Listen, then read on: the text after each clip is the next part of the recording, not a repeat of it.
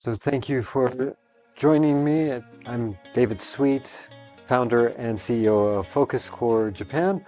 I'm here with the president of Schick Japan, Hideo Goto. Thank you. Thank you for inviting me.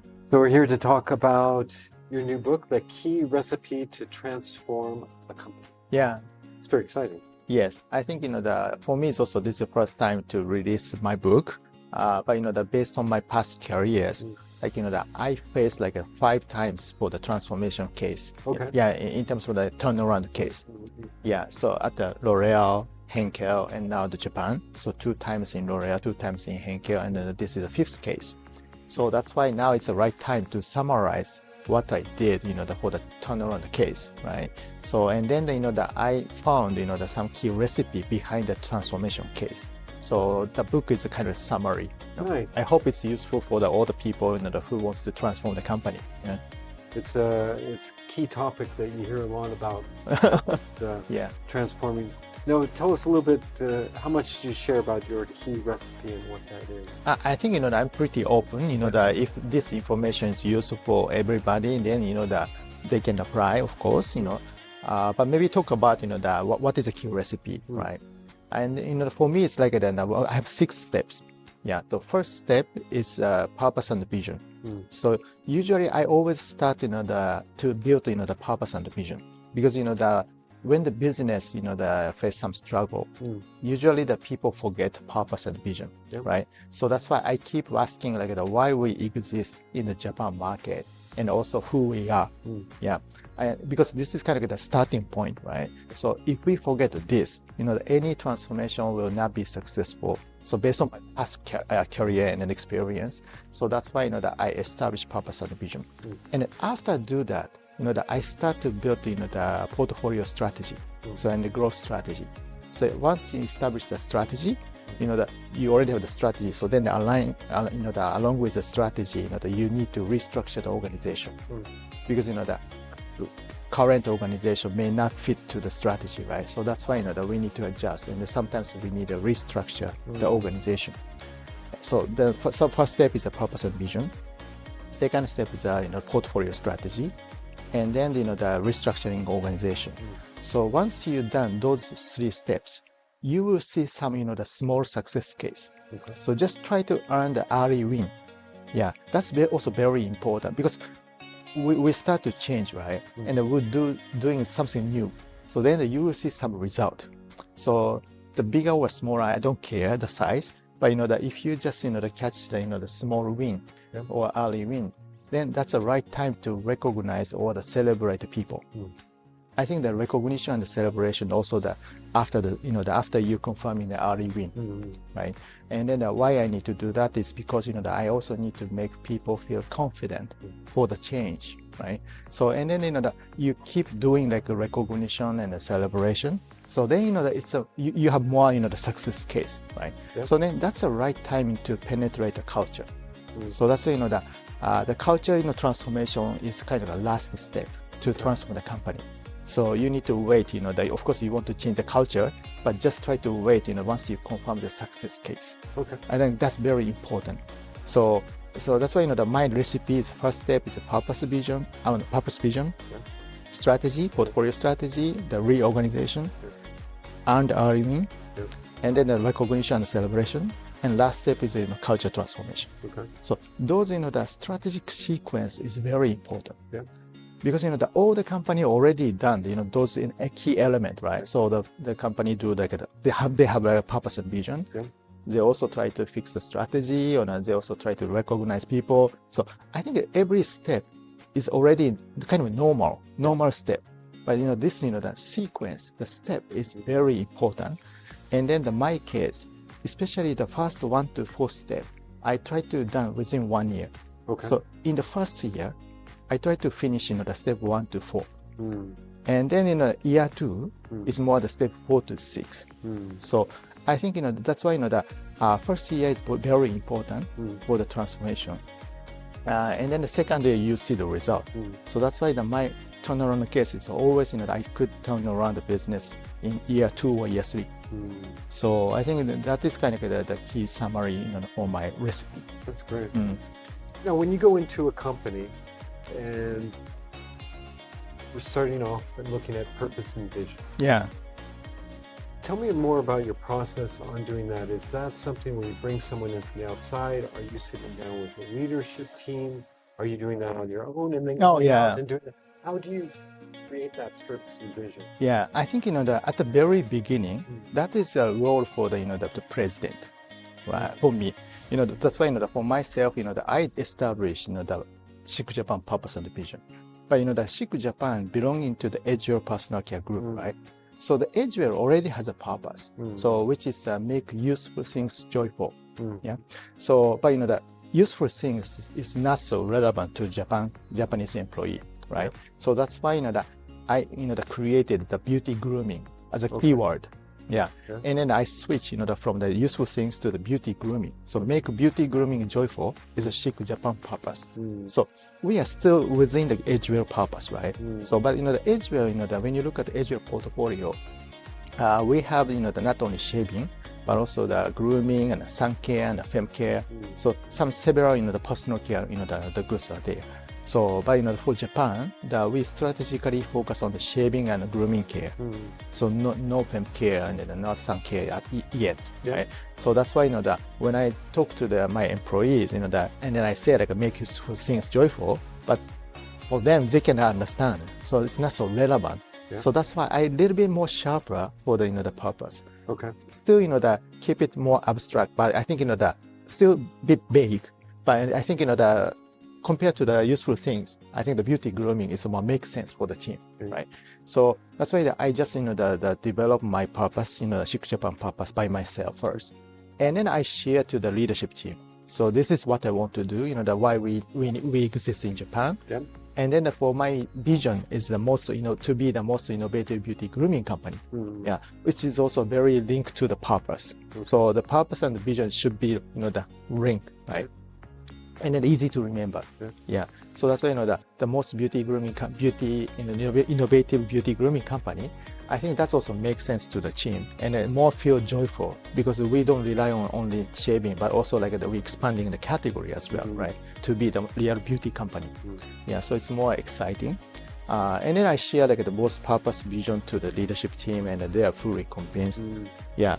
And then after that, I also start to penetrate to the the employee. Okay. Yeah.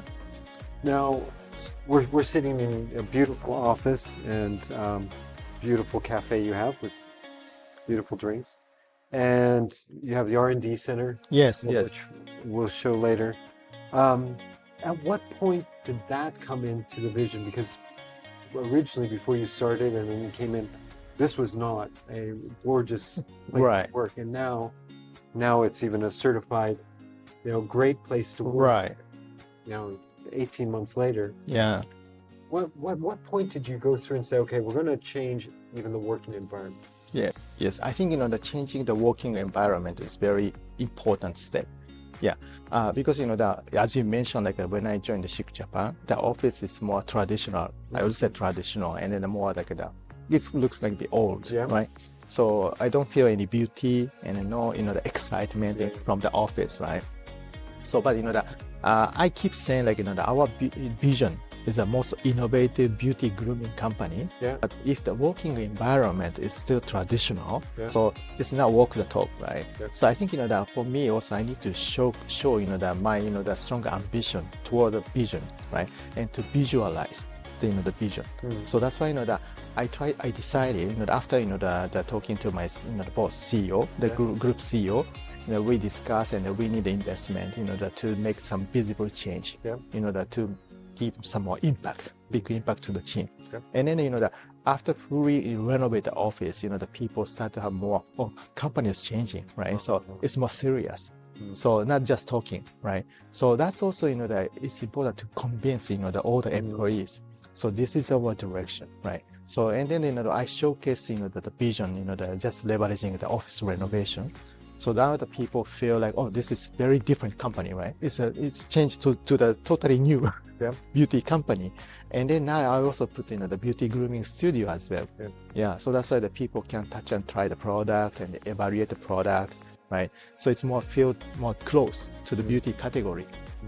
I think this the working environment is because this is kind of the first case for me, when I look at back like 5 cases, Schick is the first time, to truly change, the office relevant to the vision, right? So, but, it works. So that's why, I learned, the working environment is very important. That's a good one. Yeah.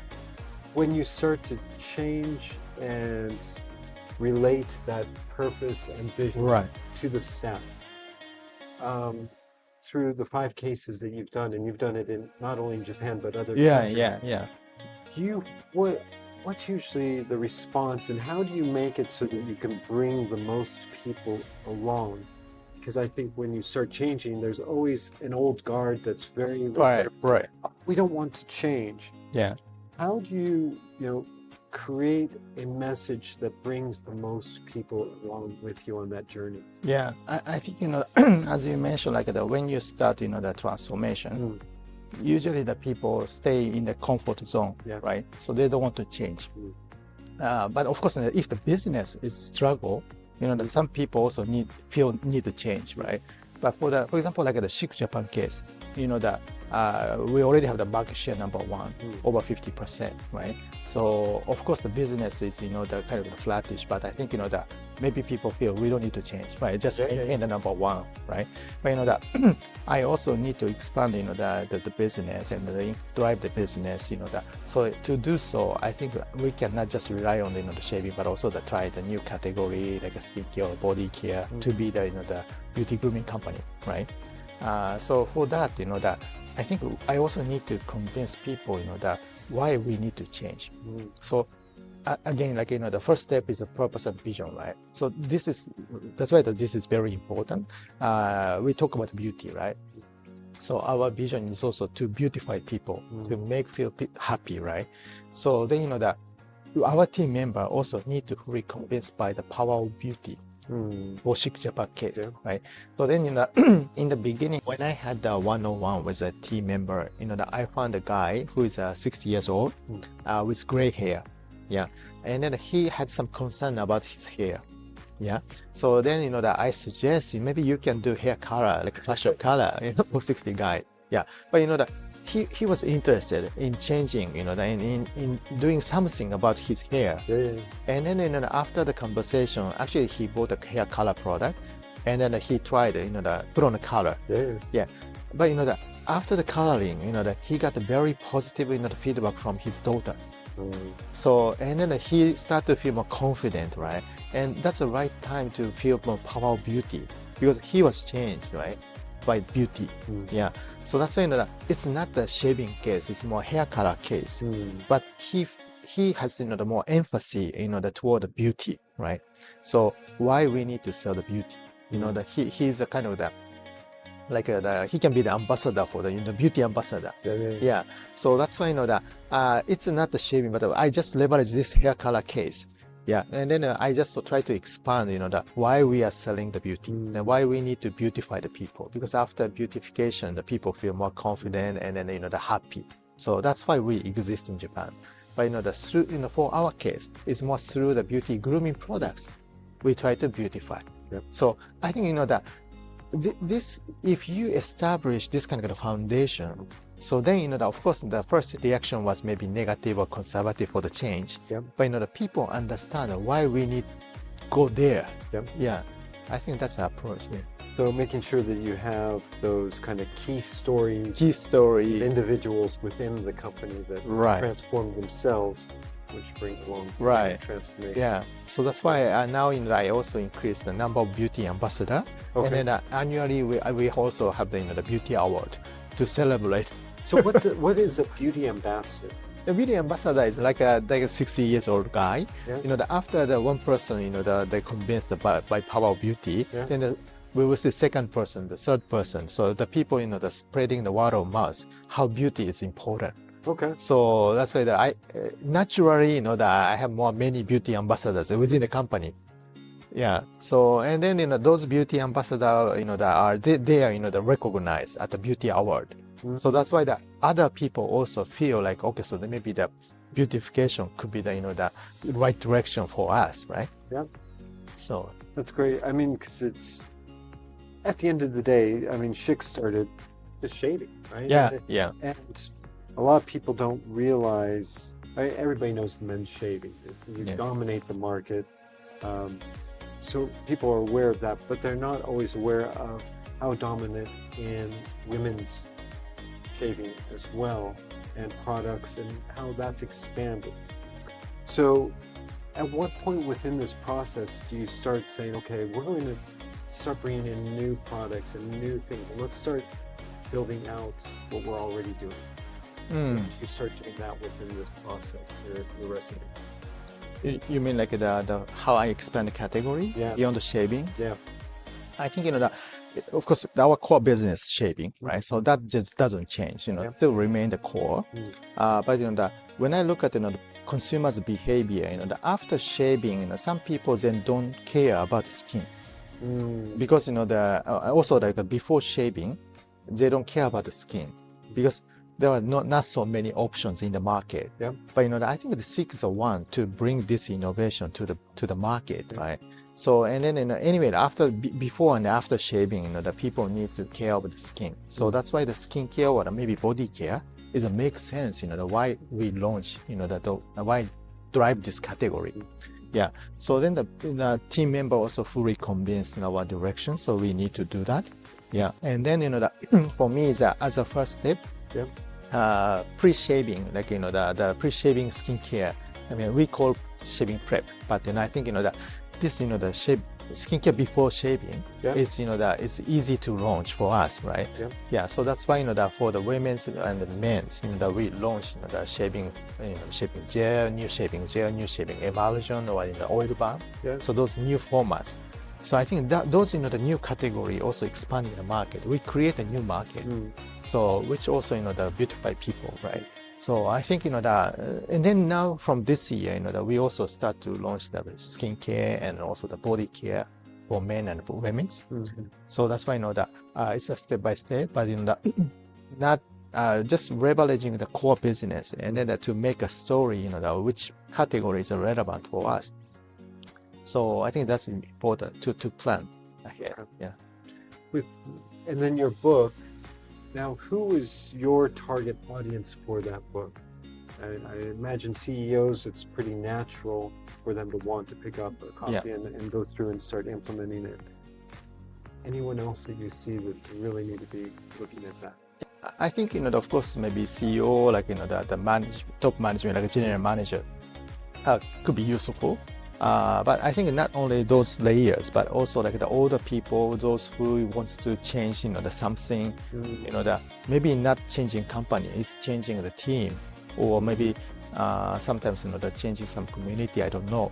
But, that I think this recipe can be applied to all, the transformation case. If you want to change, just think about like what is our purpose and vision. It's a company level, or the team level, or division level, I don't know. Yeah. I think it's applicable to all the people. So in Japan, Japan is notoriously challenging for change, for recruitment. How do you see Japan different as far as transformation and change compared to other places in APAC and where you've worked? I think for toward the change, I think it's not so big change, but I think for the Japanese, because of the culture, maybe they're a little bit slow, for the change. I think that they're more conscious about the change. I think because the communication wise is also that we are very high context culture, so that's why to talk to the people, to convince the people, it takes time, right? So I think that the speed of the transformation could be different. Okay. Yeah. So besides speed, I mean, we have to kind of recruit, which there's a shortage of talent in the world, in the Japan world. What have you found, for your transformation and being able to bring new talent in? What strategies have you needed to use in Japan? I think we put the right person, right people in the right bus, right, and the right position. So I think for us, that because that it's a transformation case. So that's why I need the change agent, right? The more change agent means that those who are more positive, and then can enjoy changing, and then also like that has a very strong empathy toward our purpose and the vision. Yeah, and then the opportunity for us thinking. I think those kind of the elements is important on top of the fit to our culture. Yeah. So then once you place those kind of the leaders in the key position, I think that's also helps to drive the change. Yeah. Okay. Yeah, I know the good to great reference, making sure you have the right people on the bus, and then you kind of get them in the seat. And I know when you go through and do transformation, sometimes you have to move people. Not necessarily off the bus, but you need to kind of morph where they're at, and that can be exciting for people as well, right? Right. Yeah, create some another maybe opportunity for other people. Yeah, but I think first you think about the box first, and then what is the role for this box, and try to find the right people. Yeah, because if you start to think about the right people first, then you need to think about the position, the box next, right? But for the transformation case, I think the box is already there. So you place the right person to the strategy, especially for strategic position. I think it's kind of the step is a bit different, just compared to the normal recruitment. Yeah, maybe.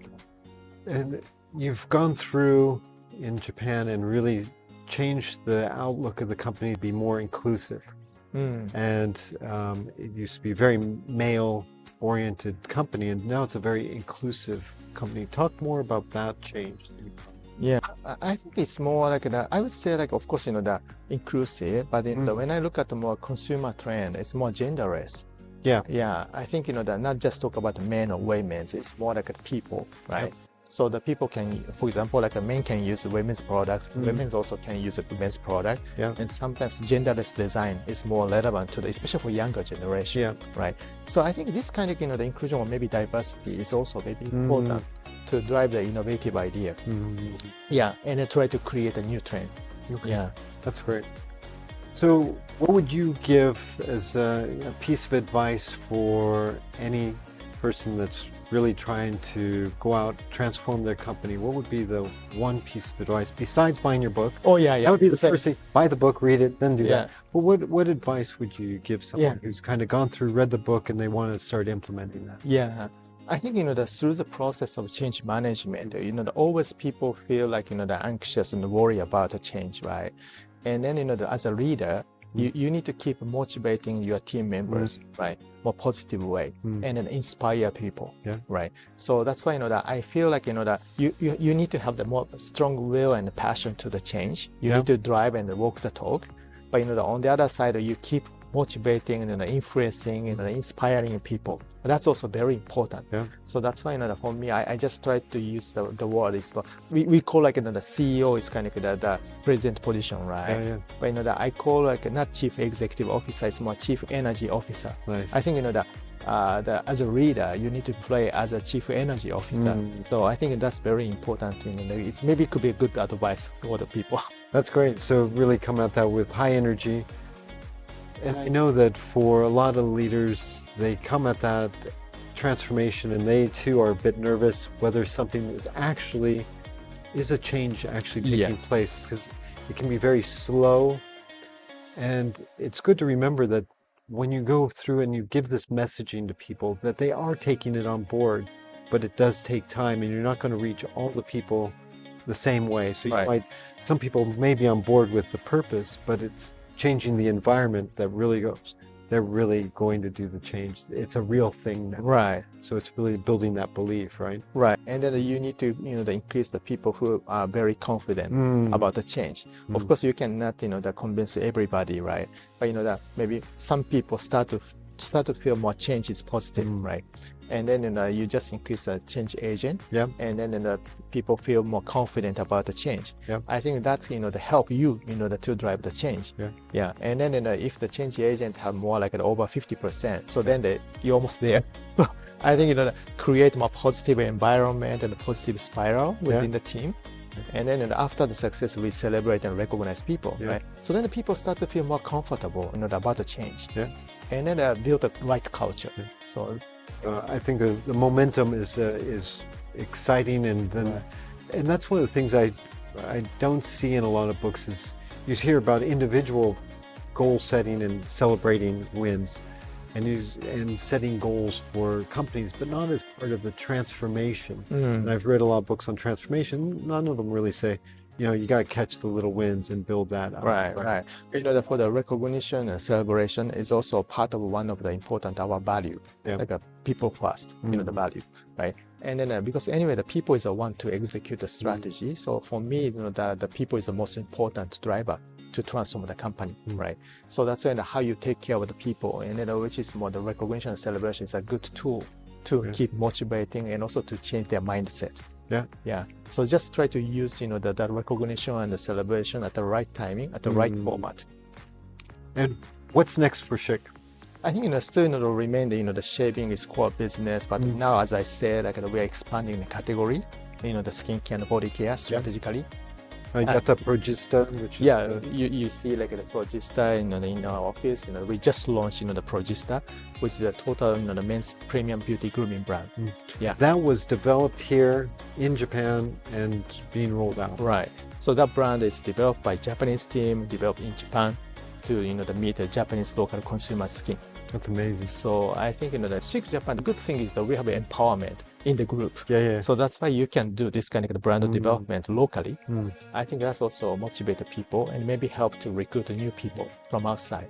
It's a great recruitment tool because so many companies are just really executing what home office says. Right. It's not every day where you get to join a company, even a gaishike, where strategy comes from headquarters.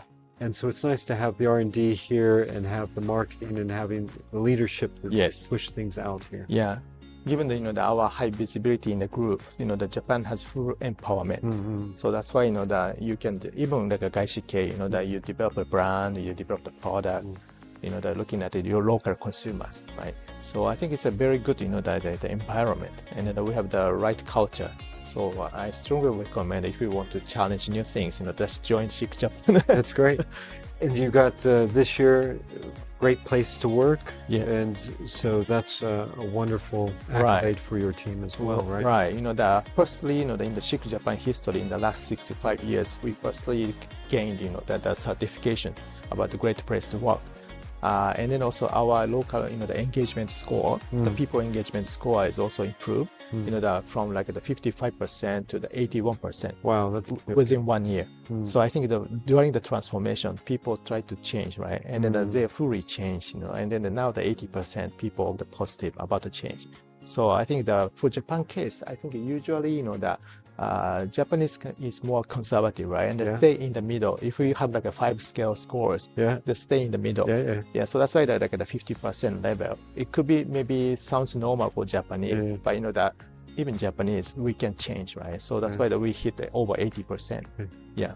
And then at the latest score is already the 85%. So still improving. I try to maintain this kind of high level of engagement. That's great. Yeah. Well, thank you for sitting down with me. Good luck on your book. Yeah, I think that's wonderful. It's an exciting place to work. Schick's wonderful. And if you are interested, please reach out to Schick. They have a great recruitment site. Take a look at that. But reach out and look at Hideo's book and take a read of that.